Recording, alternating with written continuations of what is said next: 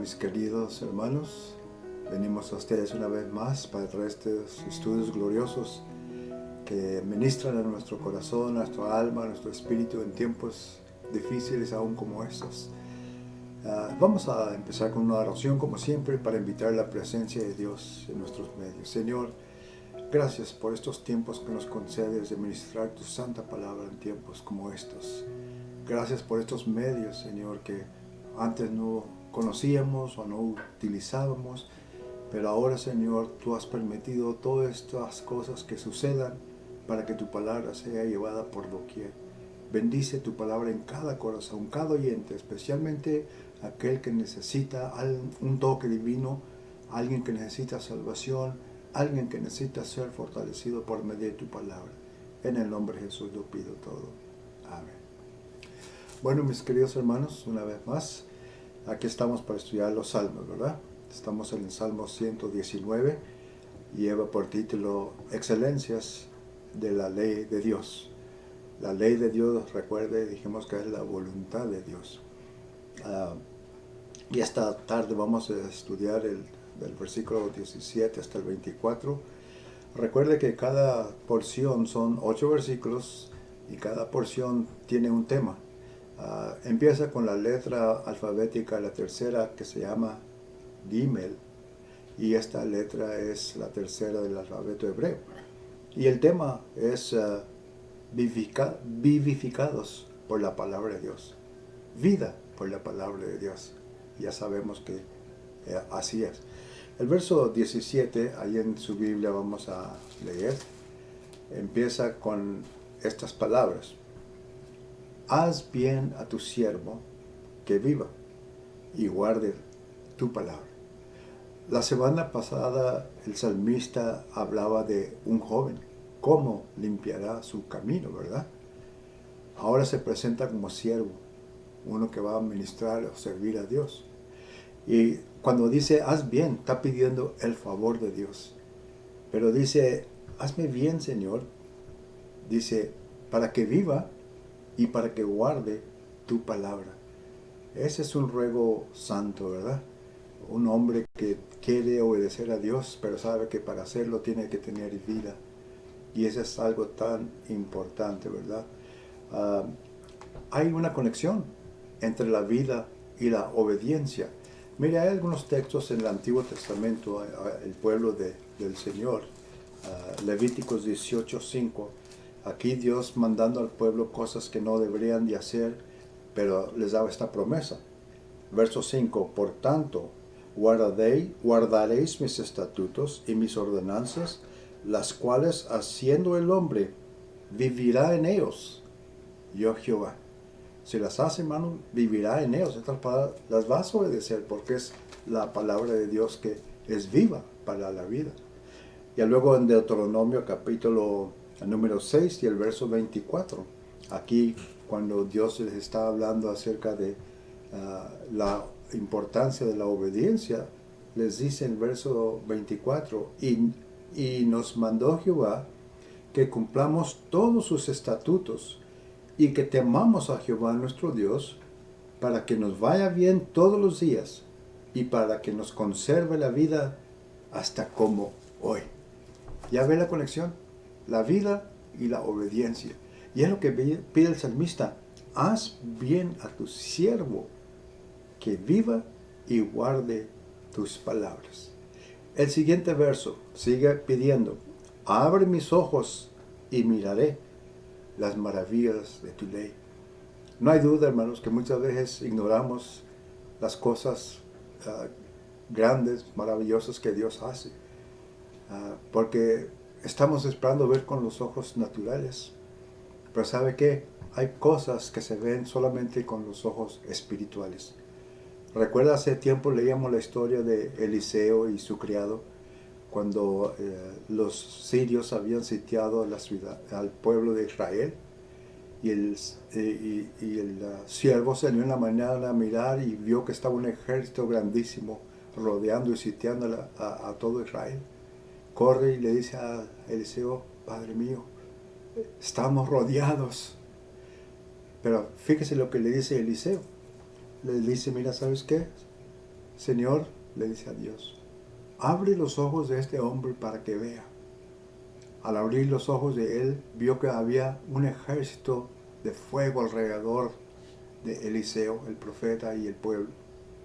Y es lo que tenemos que hacer. Muchas veces queremos ver algo, queremos ver el milagro, queremos ver que la cosa cambie. Y tenemos que usar nuestros ojos espirituales, hermanos, para ver. Hay una escritura en la primera de Corintios, capítulo número 2, muy conocida de todos, porque cosas espirituales no se entienden con los ojos naturales, ¿verdad? O el pensamiento. Dice el verso 14, 1 Corintios 2, pero el hombre natural no percibe las cosas que son del Espíritu de Dios, porque para él son locura, y no las puede entender porque se han de discernir espiritualmente. Sí, hermanos, mucha gente nos mira y ven que estamos sirviendo a Dios. Qué locura de esa gente, ¿verdad? Pero ellos no entienden que estas son cosas espirituales, solamente por el Espíritu de Dios. Pero en ese mismo capítulo, el verso 9 y 10, esta porción siempre me ha gustado. Antes bien, como está escrito, Pablo aquí hablándole a la iglesia de los Corintios, diciéndoles acerca de la revelación por el Espíritu de Dios. Les dice, cosas que ojo no vio, ni oído oyó, ni han subido en corazón de hombre, son las que Dios ha preparado para los que le aman. Pero Dios nos las reveló a nosotros por el Espíritu, porque el Espíritu todo lo escudriña, aún lo profundo de Dios.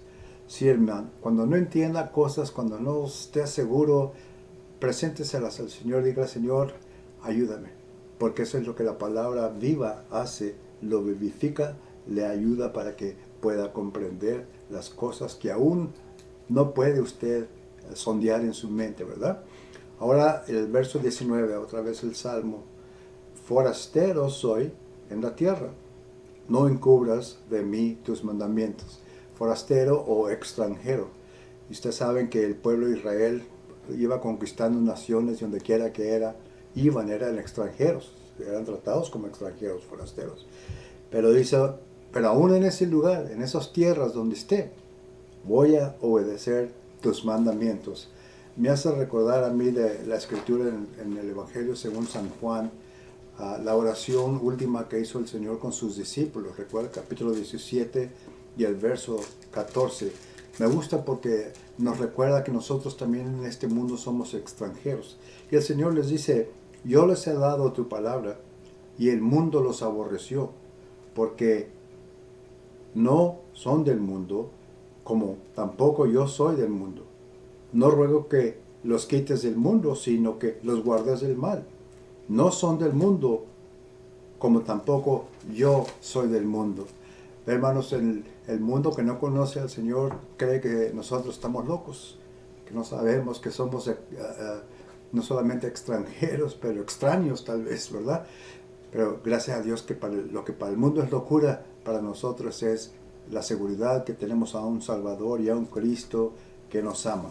Pero mire, hay una escritura que hace mucho tiempo que no leía, pero hablando de estos extranjeros, me hizo recordar de los héroes de la fe, en el capítulo 11 del libro de los Hebreos. En ese capítulo, ahí registra a todos los hombres de Dios que caminaron por fe. Y quiero leer una porción un poquito larga, pero tenemos tiempo, ¿verdad? El libro de Hebreos, capítulo 11, verso 8 hasta el 10. Por la fe, Abraham, siendo llamado, obedeció para salir al lugar que había de recibir como herencia, y salió sin saber a dónde iba. Por la fe habitó como extranjero en la tierra prometida, como en tierra ajena, morando en tiendas con Isaac y Jacob, coherederos de la misma promesa, porque esperaba la ciudad que tiene fundamentos, cuyo arquitecto y constructor es Dios. Por la fe salieron, hermanos, como extranjeros, allí habitaron. Y así nosotros estamos en este mundo como extranjeros, porque este no es nuestro lugar, este no es nuestra habitación. Ya, aquí estamos temporalmente. Pero mira lo que dice el verso 13 en adelante de ese mismo capítulo. Conforme a la fe murieron todos estos, sin haber recibido lo prometido, fíjese nomás, sino mirando de lejos y creyéndole y saludándolo y confesando que eran extranjeros y peregrinos sobre la tierra, porque los que esto dicen claramente dan a entender que buscan una patria, pues si hubieran estado pensando en aquella de donde salieron, ciertamente tenían tiempo de volver, pero anhelaban una mejor, esto es la celestial, por lo cual Dios no se avergüenza de llamarse Dios de ellos, porque les ha preparado una ciudad. Oh hermanos, qué glorioso. Ellos salieron, pero ellos también tenían fe.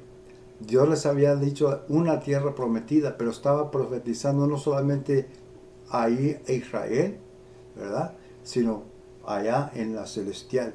Y me gusta lo que Pablo también dice a los filipenses en el capítulo 3 y el verso 20. Mas nuestra ciudadanía está en los cielos, de donde también esperamos al Salvador, el Señor Jesucristo. Sí, hermanos, aquí estamos el Señor dice 70, 80 años y algunos poquito más. Vamos de paso, hermanos. Somos extranjeros aquí, pero vamos a un lugar eterno que Dios ha preparado para todos aquellos que se han arrepentido y han recibido a Jesucristo como su Salvador personal. Qué esperanza tan gloriosa, hermano. Estaremos delante de Él un día no lejano. El verso 20 del 119. Quebrantada está mi alma de desear tus juicios en todo tiempo. Oiga, hermanos, sentía un deseo ardiente, era consumido de conocer aún más los juicios en cualquier tiempo. Me recuerda ese texto que mismo David escribe en el Salmo 42, ¿verdad? 1. Como el ciervo brama por las corrientes de las aguas, así clama por ti, oh Dios, el alma mía. Oh hermano, así debemos de tener hambre y sed de las cosas de Dios. Especialmente que estamos hablando de su palabra que es viva. En estos tiempos que nosotros hagamos esa petición al Señor, que Señor queremos ser consumidos por tu palabra, porque la anhelamos, la deseamos, sobre todo la creemos. El verso 21. Reprendiste a los soberbios, los malditos, que se desvían de tus mandamientos. Aquí hay una palabra que es poco pesada, pero es algo que a Dios no le agrada, la soberbia. Empezó con Lucifer ahí en el cielo, ¿verdad? Uno de los arcángeles que quiso tomar el lugar de Dios. Dijo, yo puedo ser mejor. El pecado de la soberbia. Y Dios lo echó del cielo y es lo que ahora es el Satanás. Y su misión es de destruir a todos aquellos que le sirven. Pero empezó con soberbia. Hermanos, ¿cuántos hombres en la vida han sido caídos por la soberbia? La soberbia significa también altivez, arrogancia, orgullo, ¿verdad? Tenemos muchos ejemplos en la Biblia de personas. Comenzó con Caín, ¿verdad? Caín. Después vemos Faraón, las 10 plagas y el terco, cabezudo, por decirlo, ¿verdad? Con su orgullo, yo soy Faraón y a mí nadie me dice qué haga. Prometía hacerlo, pero era parte del plan de Dios, ¿verdad? Y después tenemos al rey Nabucodonosor, que tuvo que ser llevado al campo como una bestia para que aprendiese que hay un Dios altísimo, más poderoso que cualquier rey de la tierra. Así es lo que sucede con el soberbio, aquel que piensa que él tiene la respuesta. Hay unas escrituras, hay muchas escrituras acerca de esto en los proverbios, pero quiero leer unas dos. Capítulo 8, verso 13, dice, el temor de Jehová es aborrecer el mal, la soberbia y la arrogancia, el mal camino y la boca perversa aborrezco. Esas son cosas que a Dios no le agradan. La arrogancia, la soberbia y la altivez de espíritu. Porque está poniendo el énfasis en el yo. Yo lo puedo hacer. Yo sé mejor que nadie más.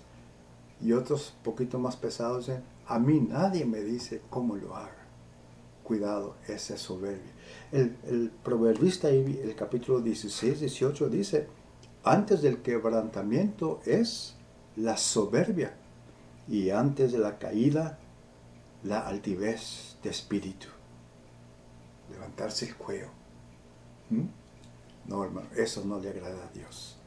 El temor de Jehová, reverenciarlo, vivir una vida como la que Él pide de santidad, eso no es parte de la vida del creyente.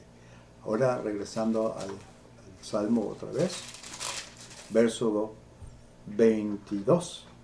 Aparta de mí el oprobio y el menosprecio, porque tus testimonios he guardado. Aparta de mí. En otras palabras, no permitas que hablen falsedades y se burlen y me desprecien mis enemigos, porque yo te sirvo a ti. Y sí, hermano, en el mundo muchos de ustedes y yo y ustedes hemos sufrido por la causa del Señor.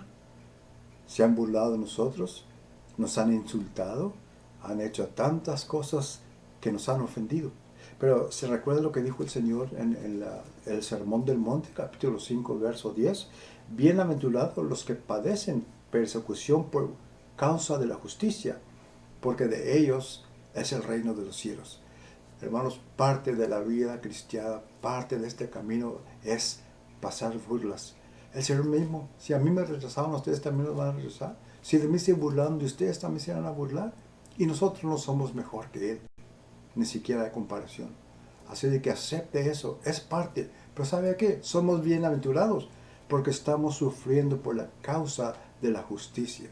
Felices, dichosos, privilegiados. Qué diferencia, ¿verdad? Cuando el salmista dice, aparta de mí todo menosprecio, para que yo no me desvíe de tus caminos, y porque los he guardado. Hermanos, qué gloriosa es la palabra del Señor. Y luego el verso 23, príncipes también se sentaron y hablaron contra mí, mas tu siervo meditaba en tus estatutos. Recuerde que David fue un rey, tuvo príncipes, pero antes de él también vino Saúl. Él tenía príncipes también que lo perseguían y querían hacer, eran sus enemigos, ¿verdad? Querían destronarlo y querían hacer tantas contras de él. Su hijo mismo, Absalón, uno de los príncipes de David, también quiso levantarse contra su padre. ¿Y cuántas veces Dios lo libró? ¿Recuerdan los estudios pasados? Saúl persiguiéndolo. ¿Cuántas veces estuvo en peligro de perder aún su vida? ¿Cuántas veces estuvo enfermo y cosas que vinieron contra de él? Pero él dice, aunque todo esto se ha levantado contra mí, yo medito en tus testimonios. Hemos hablado acerca de meditar, ¿verdad? Pausar, pensar. Todos estos versículos, me gusta que son nomás 8. En 8 versículos hay tanto alimento espiritual ahí para nosotros, para comer esta gloriosa palabra, alimentarlo. Es el alimento del cristiano, hermano, la palabra de Dios, aparte de tantas otras cosas que es, ¿verdad? Pero es nuestro alimento.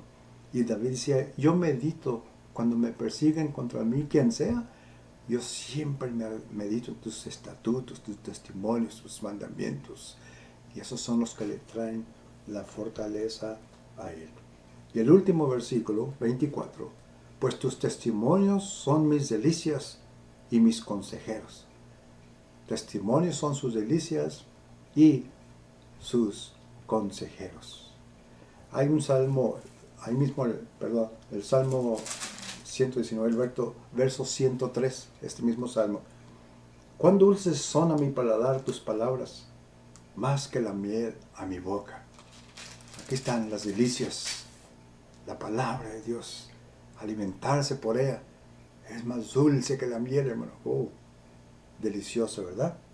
Ahora, dice ahí, tus testimonios son mis delicias y mis consejeros. Es importante los consejeros en la vida de cada uno de nosotros, en la vida de la iglesia, en la vida del mundo, de lo que sea. Porque los consejos, como alguien dijo, son gratis, los puedes tomar o desechar. Pero cuando estamos tratando con las cosas de Dios, es mejor buscar consejo de hombres temerosos de Dios, llenos del Espíritu Santo, de sabiduría de lo alto, para ayudarnos a dirigir el pueblo, en el camino que vamos, o en el matrimonio, en la vida, las cosas materiales, los negocios, lo que sea. Consejo, ¿verdad? Muchas veces se ha dicho, cada cabeza es un mundo. Tal vez nosotros no hemos ni siquiera pensado en algo que si pedimos consejo nos puede ayudar. Vamos a ver qué dice la Biblia acerca de los consejos. Proverbios, el capítulo 11 y el verso 14. Proverbios 11, 14. Donde no hay dirección sabia, caerá el pueblo, mas en la multitud de consejeros hay seguridad.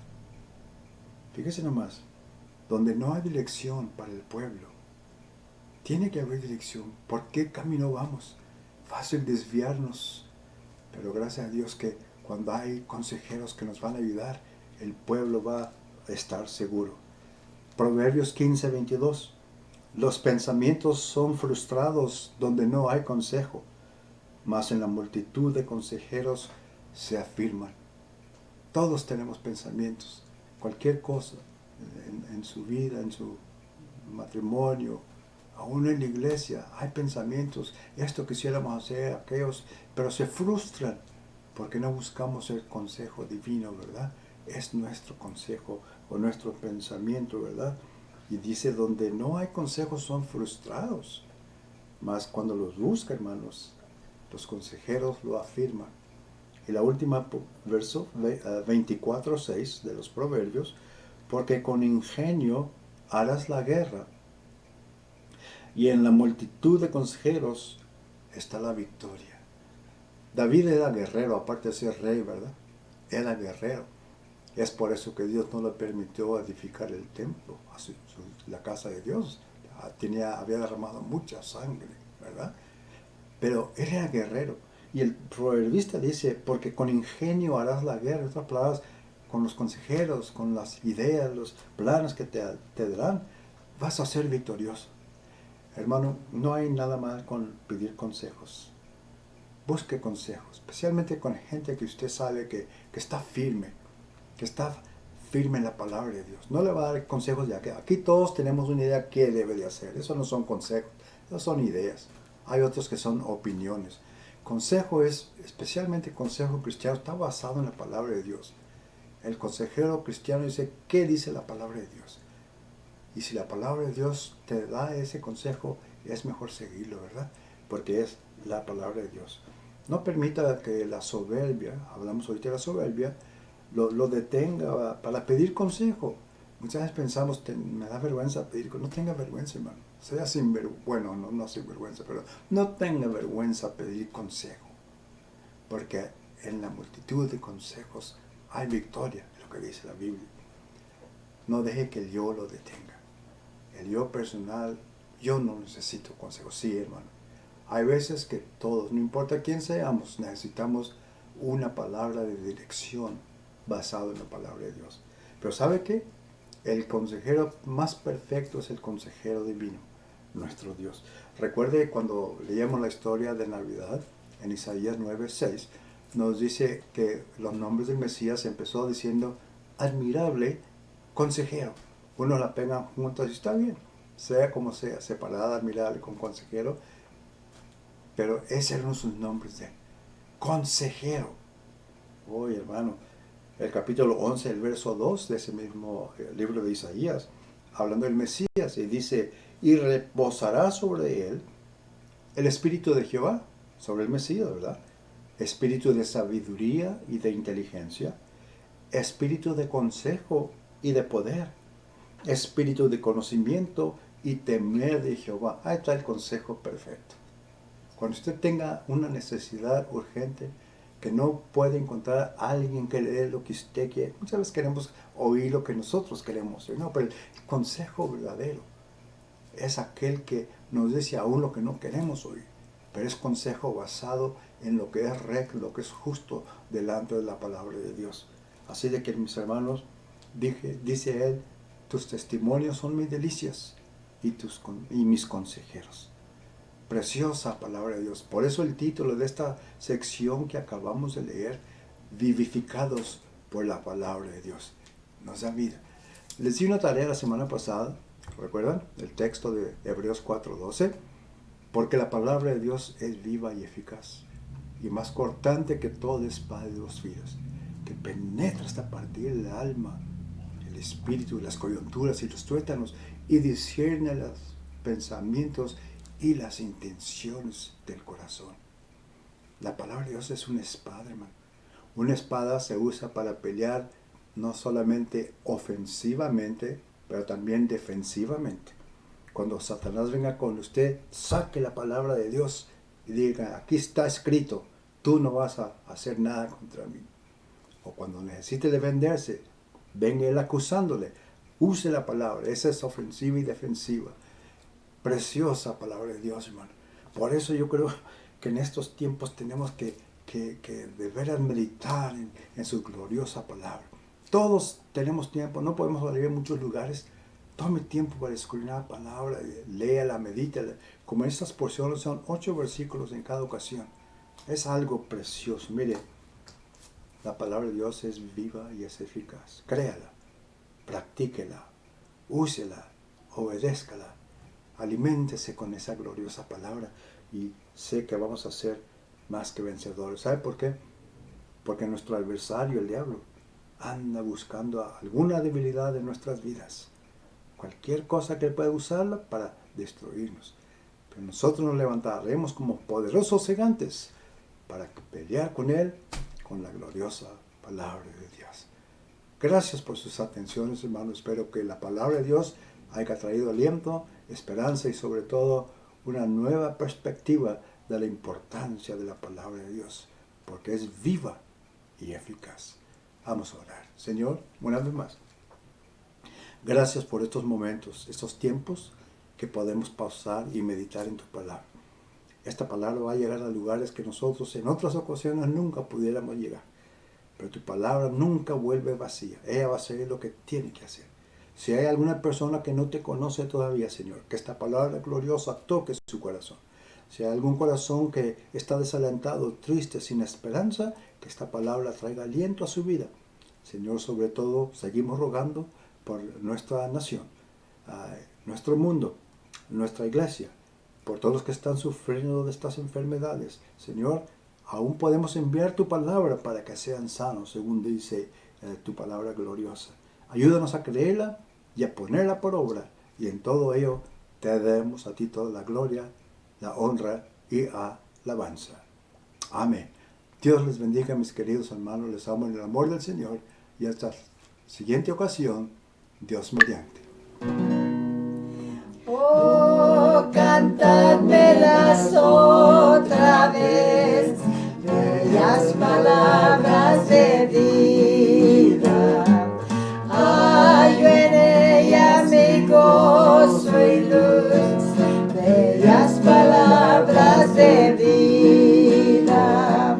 Sí, de luz y vida son sostén y guía. Qué bellas son,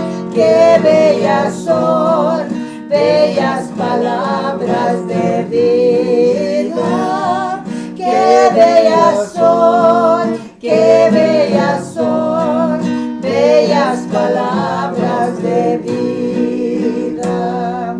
Jesucristo a todos da bellas palabras de vida. Hoy escúchalas, pecador, bellas palabras de vida. Bondadoso te salva y al cielo te llama. Qué bellas son, bellas palabras de vida. Qué bellas son, bellas palabras.